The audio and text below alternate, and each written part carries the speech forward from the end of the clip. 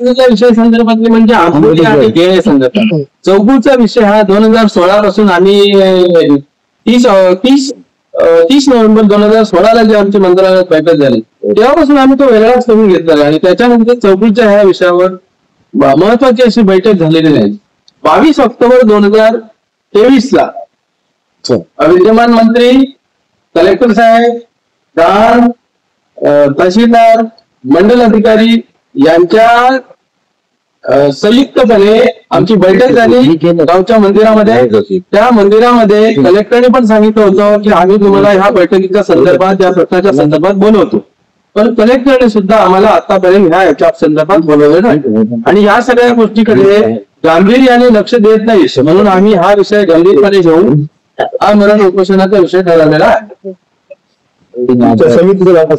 कृती समिती चौकूळ तुम्ही तुमच्याकडे गावकऱ्यांनी प्रश्न गेले 25 वर्ष हा भिजत गोंधळ आहे.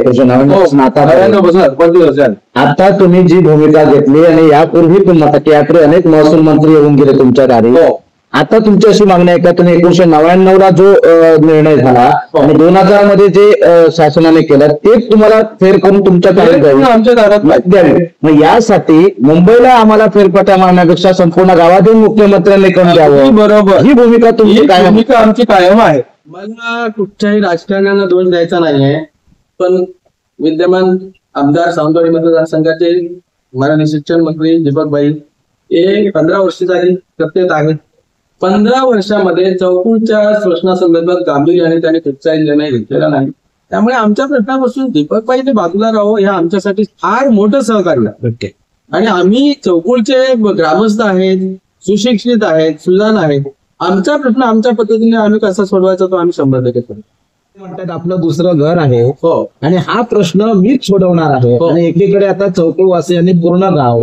माझं त्यांना विचारणं आहे की 15 वर्ष तुम्हाला का लागली? 15 वर्ष तुम्ही सत्तेमध्ये आहात आणि सत्तेमध्ये मंत्री आहात. अगदी सरकार बदलू दे, म्हणजे युतीमधलं पहिलं महाविकास आघाडीचं सरकार झालं, त्याच्यानंतर पुन्हा महायुती झाली. सत्तेमध्ये तुम्ही आहात आणि सत्तेमध्ये आहात आणि मंत्री पण आहात, पालकमंत्री होतात, आता शिक्षण मंत्री आहात. 15 वर्ष तुम्हाला हा प्रश्न सोडवायला लागला का? म्हणून म्हटलं मी आमचा त्यांच्याविषयी राग नाही, त्यांनी आमच्या प्रश्नापासून लांब राहावं. परंतु हा तुमचा 1999 मध्ये जेव्हा हा जमीन शासनाच्या लागली त्यावेळी याच जिल्ह्याचे सुपुत्र आणि मुख्यमंत्री होते असताना हा लावला गेला. तो चौकूळवासियांच्या आणि सैनिकांच्या गावावर अन्याय करतच आहे. म्हणजे आमच्या रातोरात जमिनी काढून म्हणजे कोकणातल्या सगळ्याच नेत्या पुढाऱ्यांनी फक्त चौकूळवासियांच्या सैनिकी गावाला वेशीवर टाळण्याचं काम केलं आणि निवडणुका जवळ आल्या की आश्वासनं द्यायची आणि पुन्हा 5 वर्ष त्या प्रश्नाकडे दुर्लक्ष करणं एवढंच काम करत आहे. किती लोकसभा पूर्ण ग्रामस्थ असे दिलेले आहेत. गावातले सर्व ग्रामस्थ, हजारो ग्रामस्थांचे उपस्थित 25 वर्ष असं बैठक देत असताना गाव असेल समिती असेल त्यावरच बहिष्कार टाकलं. आपला प्रश्न कसं होतं माहितीये की तुमचा प्रश्न बरोबर आहे, पण काटोकाट टायमिंग आहे ना. आम्ही उपोषणाविषयी तारीख देताना आम्ही जवळजवळ नाही म्हटलं तरी 17-18 दिवस अगोदर दिले.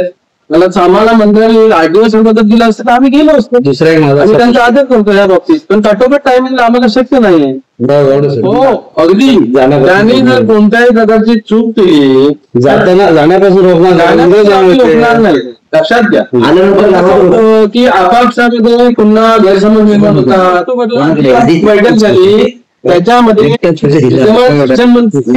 कलेक्टर साहेब, तावडे साहेब, प्रांत साहेब, तहसीलदार आणि मंडल अधिकारी यांच्या सगळ्यांच्या उपस्थितीत संयुक्त बैठक झाली आणि त्याच्यानंतर आम्हाला सांगितलं याविषयी सविस्तर चर्चा करून कलेक्टरने आम्हाला सांगितलं तुम्हाला बैठकीला बोलवतो आणि मंत्रालयामध्ये मुख्यमंत्र्यांची आपण येऊन बैठक करूया. तर त्या विषयावर ऑक्टोबर पासून आतापर्यंत आमच्या विद्यमान मंत्र्यांनी काही नाही आणि त्यामुळे आता घेतलेलं आहे. कबलायकर गावकर जमीन ही होती तशी कबलायकर गावकर वर्ग काय म्हणजे आता महाराष्ट्र शासन आहे मी कमलाकर गावकर का जे पूर्वी होतं 19 तेच ठेवा. तेच ठेवा. आणि त्याने सातबारा उद्या लावला तर तुम्ही स्वागत करा. हो, आम्ही स्वागत करणार. त्यामुळे आम्ही ही जी मीटिंग विद्यमान आमचे शिक्षण मंत्री आहेत त्यांनी आयोजन केलेली आहे आणि त्याची आम्हाला तेवढीशी कल्पना नाहीये, त्याच्यामुळे आम्ही त्याच्यावर बहिष्कार